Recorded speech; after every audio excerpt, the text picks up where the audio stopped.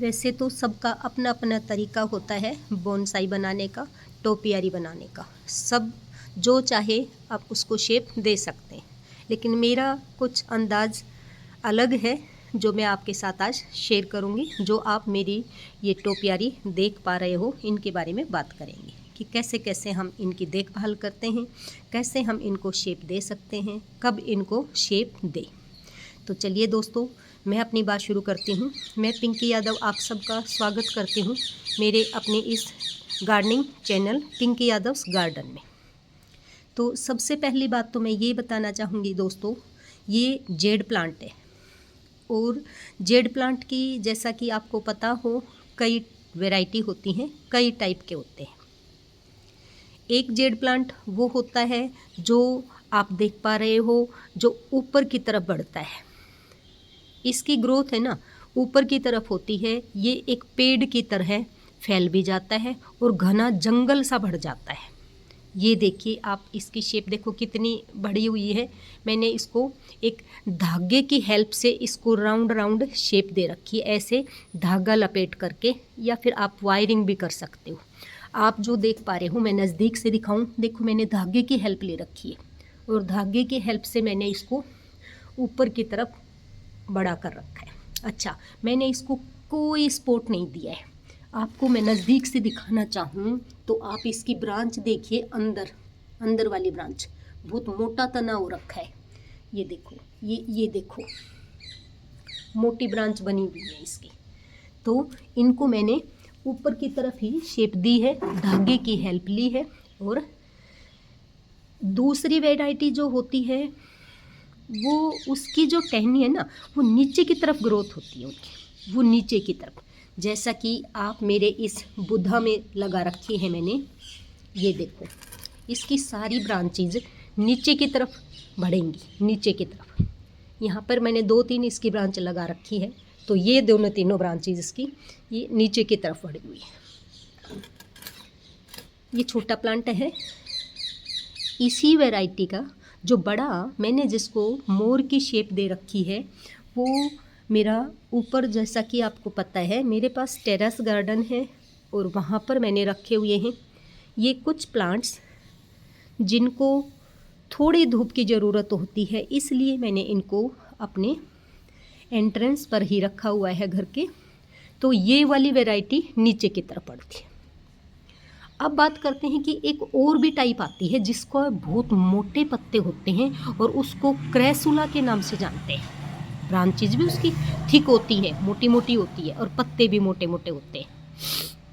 ठीक है, वो अभी समर में मेरा जल गया था, अभी दोबारा मैंने नहीं लगाया है। तो मेरे पास जेड प्लांट की ये 2 वैरायटी, एक तो जो ऊपर की तरफ बढ़ती है, दूसरी जो जिसकी ब्रांचेज नीचे की तरफ होती है।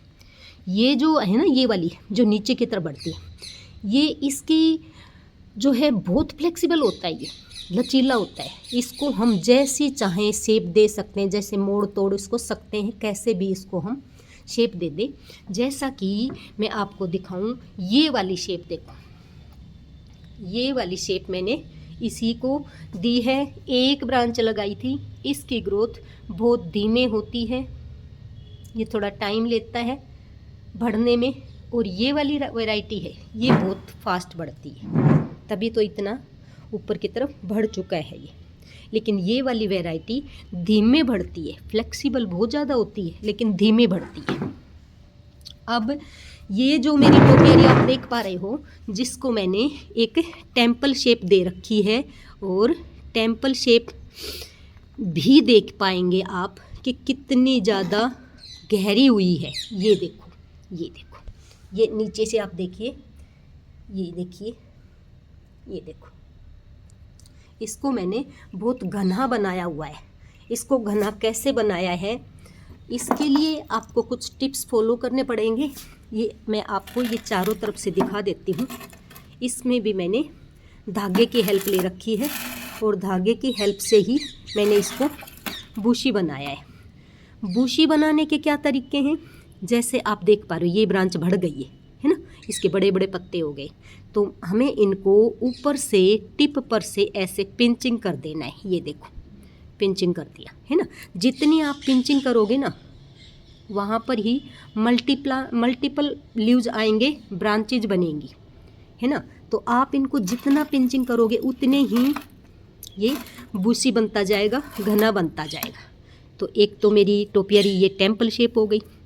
इसी को का रिज़ल्ट जब मुझे अच्छा लगा, बढ़िया रिज़ल्ट मिला, तो फिर मैंने क्या किया, दूसरी बनानी शुरू करी। दूसरी कैसे बनाई, ये देखो।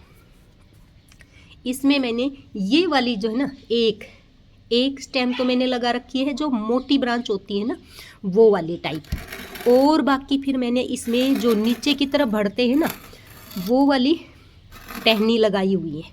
और देखो कैसे धागे की हेल्प से मैंने इसको शेप दे रखी है। इसको मैंने कोशिश की है कुछ डिफरेंट रूट, मतलब इसकी देखो जैसे रूट भी आप देख पा रहे हो, ये देखो, मुझे लगता है कि ये थिक बन जाएगी और आपको इसकी रूट जब दिखाई देगी तो और भी ज़्यादा सुंदर लगेगी।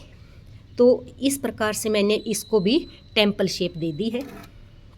दूसरा, ये जो तीसरा बुद्धा में आप देख पा रहे हो, इसकी ये जब बढ़ जाएंगी तो मैं इसको मयूरा शेप दे दूँगी। इसको कुछ ब्रांचेज को आगे की तरफ टर्न कर लूँगी, कुछ फिर पीछे टेल का रूप ले लेंगे वो ऐसे। और ये अभी मैंने लगाई है पिछले महीने ही लगाई थी यहाँ पर, ये भी बड़ी हो जाएंगे। अब बात करते हैं कि इनको इतना घना बनाएं कैसे। भाई इतना घना बनाने के लिए मैं इनकी, आप जो मेरे पास देख पा रहे हो अपनी ये कटर इसकी हेल्प से जैसे ही जो ब्रांच घनी होती है मैं उसकी प्रूनिंग करती रहती हूँ टाइम पर। और जितनी आप इनकी प्रूनिंग करोगे ना उतना ही ये ज़्यादा रूप ले लेगा। अब मैं बस आपको दिखाने के लिए थोड़ी सी प्रूनिंग करूँगी, क्योंकि अब सीजन बढ़ने का नहीं है। अब ये हल्का सा डोरमेंसी में जाते हैं। सर्दी में इनमें ग्रोथ नहीं होती है, बस सिर्फ इनकी हमें देखभाल करनी पड़ती है। तो मैं सिर्फ आपको दिखाने के लिए ही प्रूनिंग कर रही हूँ, कटिंग कर रही हूँ। अदरवाइज़ अब इस सीजन में हम इनकी प्रूनिंग नहीं करेंगे, कटिंग नहीं करेंगे, क्योंकि अब इनका डोरमेंसी का पीरियड है। दूसरा दोस्तों, एक मैं अपना एक्सपीरियंस और शेयर करना चाहूँगा आपके साथ कि इनके पत्ते आप कभी खाकर देखना। देखो प्रकृति ने कोई चीज़ ऐसे ही तो बनाई नहीं कि वेस्ट चली जाए, वो हर चीज़ के फ़ायदे होते हैं। ये जो मोटे मोटे पत्ते आप देख पा रहे हो ना, इनको तोड़ करके और इनको आप कभी खाकर देखना। खाने में ये बड़ा टेस्टी है, हल्का सा खट्टा मीठा सा है, नमकीन सा है। तो मैं तो जब भी इनकी कटिंग करती हूँ ना, तो इनके इन पत्तों को भाई फेंकती नहीं हूँ। ये देखो, हम हरियाणवी भाषा में एक पुनर्नवा होता है जिसको साटी बोला जाता है, और उस साटी की सब्जी बनती है, लेकिन उसको खाने में टेस्ट नहीं होता, थोड़ा कम ऐसा ही होता है। इसके उससे मिलता जुलता ही इनमें आपको टेस्ट आएगा। तो आप कभी टेस्ट करके ज़रूर देखना, और फिर इस तरह से इनकी आप शेप देते हो, तब कटिंग करते हो, तब वो यूज भी हो जाएंगे। तो दोस्तों ये तो था इनको शेप कैसे दी जाए और कैसे इनको प्रूनिंग की जाए। अब विंटर में इनका डोरमेंसी का पीरियड, तो अब इनमें हम कोई भी खाद नहीं डालेंगे, ठीक है। किसी भी तरह का स्ट्रॉन्ग फर्टिलाइज़र नहीं देंगे, बस इनको सप्ताह में एक बार पानी दूंगी मैं। अच्छा, ये सेमी शेड में चल जाते हैं, हल्की सी 1-2 घंटे की धूप मिल जाए सर्दी में, उतना ही काफ़ी है। वैसे तो ये फुल टाइम धूप में रखो चाहिए, इनको कोई दिक्कत नहीं। कुछ लोग कहते हैं कि जेड प्लांट को इंडोर प्लांट है, नहीं, ऐसा कुछ भी नहीं है, ये इंडोर प्लांट नहीं है। तो आप अब इस सर्दी में इनको सेमी शेड में रखो, 1-2 घंटे की धूप दिखाओ और ये बहुत अच्छे से चले। दोस्तों मेरी बात अच्छी लगी हो तो वीडियो को लाइक करिएगा, शेयर करिएगा और कमेंट भी करिएगा। Thank you so much.